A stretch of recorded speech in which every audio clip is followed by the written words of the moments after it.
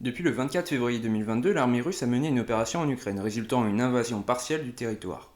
Évidemment, la guerre n'étant pas terminée à l'heure où je publie cette vidéo, beaucoup d'informations seront sans doute manquantes. Je fais donc cette vidéo avec les informations dont je dispose grâce aux photos trouvées sur les réseaux sociaux depuis le début du conflit. Je ne listerai que les chars qui sont présents actuellement du côté russe, sans parler des chars capturés aux Ukrainiens et sans parler des autres engins blindés. Débutons par le char qui est sans doute le plus présent aujourd'hui, le T-72. Plusieurs versions sont déployées. On va pouvoir voir du T-72B1, du T-72B modèle 1989, du T-72B3 modèle 2011 et du T-72B3 modèle 2016. On peut également ajouter le T-72A et le T-72BA, mais je n'ai vu que de rares photos, donc je n'en parlerai pas plus précisément. Pour les reconnaître, c'est assez simple. Le T-72B1 dispose de briques réactives Contact 1 qui sont assez petites et qui recouvrent toute la partie frontale ainsi que les flancs du char. Le T-72B modèle 1989 se différencie par la présence d'un nouveau type de blindage réactif nommé Contact 5, qui est cette fois bien plus gros. Il va former une protection en V sur l'avant de la tourelle. Contrairement au T-72B3, le modèle 1989 dispose d'un phare infrarouge à la droite du canon. Le T-72B3 n'en dispose pas. Pour différencier les deux modèles de T-72B3, il faut notamment regarder quel type de protection ils ont. Le modèle 2016 dispose de nouvelles protections actives et passives, comme par exemple des grillages anti-RPG. Attention, il ne faut pas confondre le T-72B3 avec le T-90. Ces derniers sont aussi présents en Ukraine. Certains même ont été capturés par les Ukrainiens.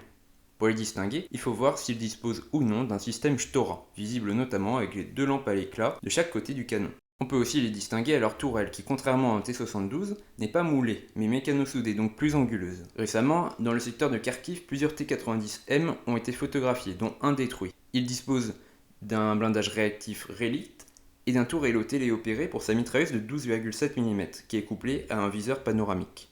Plusieurs versions du T-80 ont aussi été aperçues, notamment des T-80U. On retrouve en quantité moindre des T-80BV qui disposent d'un blindage réactif de première génération.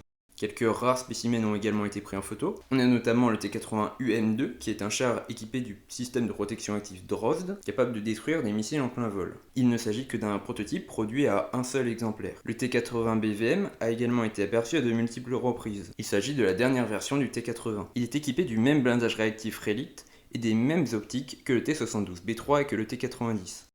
Enfin, parlons du BMPT Terminator. Ce n'est pas véritablement un char du type MBT comme ceux que j'ai présentés précédemment. Il associe une caisse de char avec un armement reprenant des équipements qu'on pourrait retrouver sur des véhicules de combat d'infanterie. C'est donc un engin d'un type nouveau, sur lequel on reviendra dans une prochaine vidéo. Il sert principalement au combat en zone urbaine, ainsi qu'à la lutte contre les groupes anti-chars. Il avait été déployé à la frontière russo-ukrainienne dès le début du conflit, mais rien ne prouve actuellement leur utilisation au combat avant le début du mois de mai 2022, où plusieurs ont été aperçus dans le Donbass. Voilà pour ce qui est des chars déployés par l'armée russe en Ukraine au 20 mai 2022, date à laquelle j'ai écrit ce script. Une prochaine vidéo sous un format similaire traitera des chars ukrainiens déployés pendant la guerre. Je présenterai dans d'autres vidéos les engins blindés de transport de troupes et d'artillerie utilisés par les deux belligérants. J'espère que cette vidéo vous aura intéressé, n'hésitez pas à laisser un like, un commentaire ou à vous abonner à ma chaîne si cela n'est pas déjà fait.